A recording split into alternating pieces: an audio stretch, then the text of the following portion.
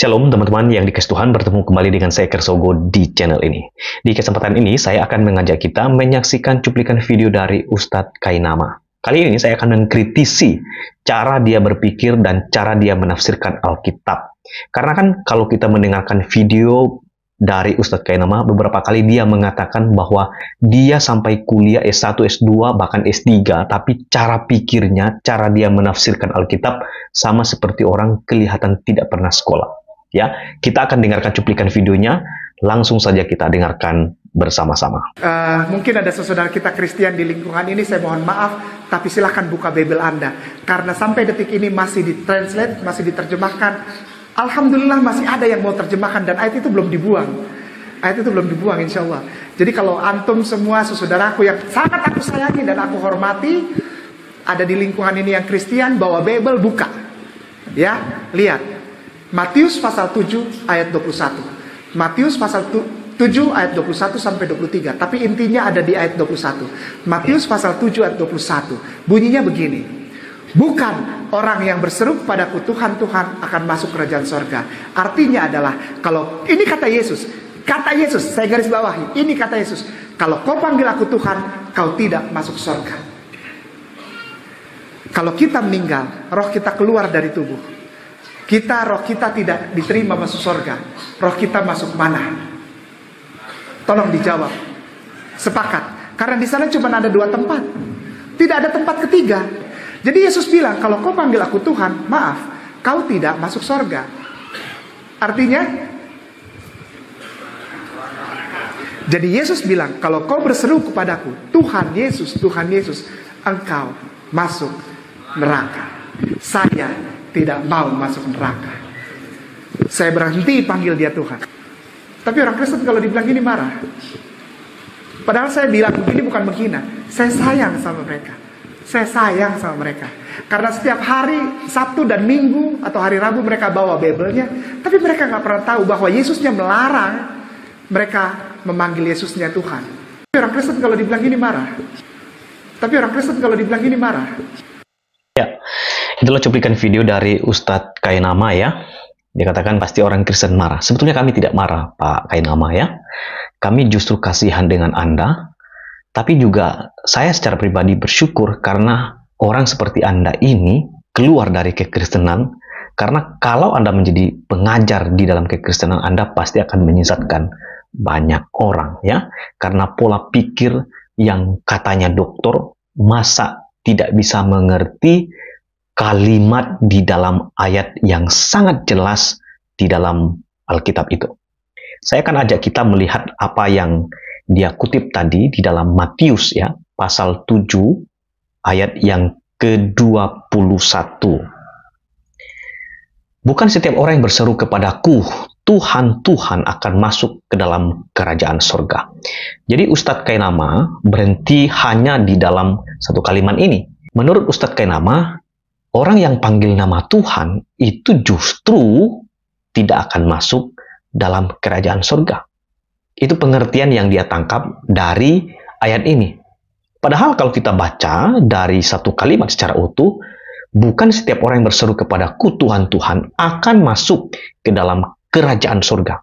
Melainkan, ini kontranya ya, melainkan dia yang melakukan kehendak Bapakku yang di surga. Nanti saya akan mengajak kita untuk melihat orang yang melakukan kehendak Bapa di surga inilah yang akan memperoleh kehidupan kekal. Siapa dan apa kehendak Bapa itu kita akan lihat nanti di dalam penjelasan selanjutnya. Tapi saya ingin mengajak kita supaya kita boleh melihat konteks dari teks ini ya. Saya mulai baca di dalam ayat yang ke-15. Waspadalah terhadap nabi-nabi palsu yang datang kepadamu dengan menyamar seperti domba, tetapi sesungguhnya mereka adalah serigala yang buas. Jadi Yesus memperingatkan semua orang supaya mereka berhati-hati waspada terhadap siapa? Nabi palsu. Karena nabi palsu ini menyamar seperti domba, ya, tetapi sesungguhnya mereka ini adalah serigala yang ganas, serigala buas, ya. Jadi para nabi palsu itu menyamar seperti domba, ya, berpakaian seperti domba, tetapi sesungguhnya mereka adalah serigala. Bagaimana mereka dapat dikenal? Ya, maka Yesus katakan dari buahnya lah kamu akan mengenal mereka. Dapatkah orang memetik buah anggur dari semak duri atau buah arah dari rumput duri? Demikianlah setiap pohon yang baik menghasilkan buah yang baik, sedang pohon yang tidak baik menghasilkan buah yang tidak baik.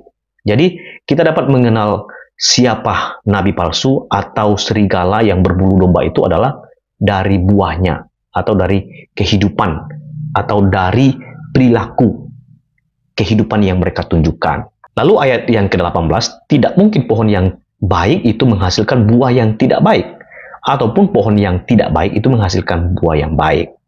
Dan setiap pohon yang tidak menghasilkan buah yang baik pasti ditebang dan dibuang ke dalam api. Jadi dari buahnya lah kamu akan mengenal mereka. Sekali lagi, muncul lagi, dari buahnya lah kamu akan mengenal mereka. Jadi kita dapat mengenal para pengajar palsu, serigala berbulu domba itu dari buahnya, dari kehidupannya. Lalu dilanjutkan, bukan setiap orang yang berseru kepadaku, Tuhan, Tuhan, akan masuk ke dalam kerajaan sorga, melainkan dia yang melakukan kehendak Bapa-Ku yang di sorga. Lalu pada hari terakhir banyak orang akan berseru kepadaku, ya. Di hari terakhir banyak orang akan berseru kepadaku, kata Yesus, ya.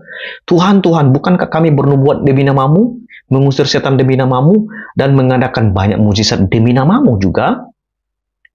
Pada waktu itulah aku berterus terang kepada mereka dan berkata, aku tidak pernah mengenal kamu, nyala daripadaku, kamu sekalian pembuat kejahatan. Nah ini. Nah, Tuhan Yesus tidak mengenal mereka. Karena apa? Mereka sesungguhnya adalah pembuat kejahatan. Orang yang tidak melakukan kehendak Bapa, melainkan pembuat kejahatan. Padahal mereka mengaku dalam mulut mereka Tuhan, Tuhan. Mereka bernubuat demi nama Tuhan, dan juga mengusir setan demi nama Tuhan, mengadakan banyak mujizat demi nama Tuhan. Tetapi sesungguhnya mereka adalah pembuat kejahatan. Nah, itulah sebabnya Yesus berkata, disitulah aku akan berterus terang, nyala daripadaku. Dan disitulah mereka akan dicampakkan di dalam neraka. Nah, sekarang kita melihat, bukan setiap orang yang berseru kepadaku Tuhan, Tuhan akan masuk kerajaan surga, melainkan dia yang melakukan kehendak Bapa-Ku yang di surga. Kalau kita lihat konteks jauh, korelasi di dalam Injil Yohanes, ternyata orang yang bisa masuk di dalam kerajaan surga adalah orang yang melakukan kehendak Bapa-Ku yang di surga.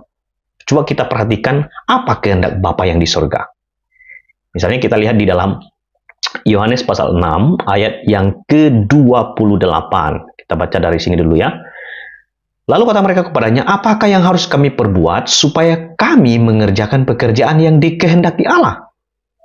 Jawab Yesus kepada mereka, inilah pekerjaan yang dikehendaki Allah, yaitu hendaklah kamu percaya kepada Dia yang telah diutus oleh Allah. Ini poin pentingnya. Hendaklah kamu percaya kepada Dia. Percaya kepada siapa? Kepada Yesus yang diutus oleh Allah. Ini memperlihatkan Yesus sebagai utusan. Bukan berarti bukan Allah ya. Karena memang dia punya misi datang ke dalam dunia menjadi manusia untuk menyelamatkan manusia. Tetapi yang paling jelas dijelaskan kehendak Allah itu adalah ada di ayat 40. Sebab inilah kehendak Bapa-Ku, kata Yesus. Yaitu supaya setiap orang yang melihat Anak dan yang percaya kepadanya beroleh hidup yang kekal. Sekali lagi ya, kehendak Bapa di surga itu adalah supaya setiap orang yang melihat Anak dan percaya kepadanya beroleh hidup yang kekal, dan supaya aku membangkitkannya pada akhir zaman. Jadi, kehendak Allah yang sesungguhnya adalah supaya setiap orang yang melihat, percaya kepada Yesus beroleh hidup yang kekal. Karena hanya melalui Yesus, maka kita akan memperoleh hidup yang kekal. Itulah sebabnya Paulus memberikan penegasan dengan sangat tegas di dalam Filipi pasal 2 ayat yang ke-10. Supaya dalam nama Yesus bertekuk lutut segala yang ada di langit dan yang ada di atas bumi dan yang ada di atas bumi. Dan segala lidah mengaku Yesus Kristus adalah Tuhan bagi kemuliaan Allah Bapa.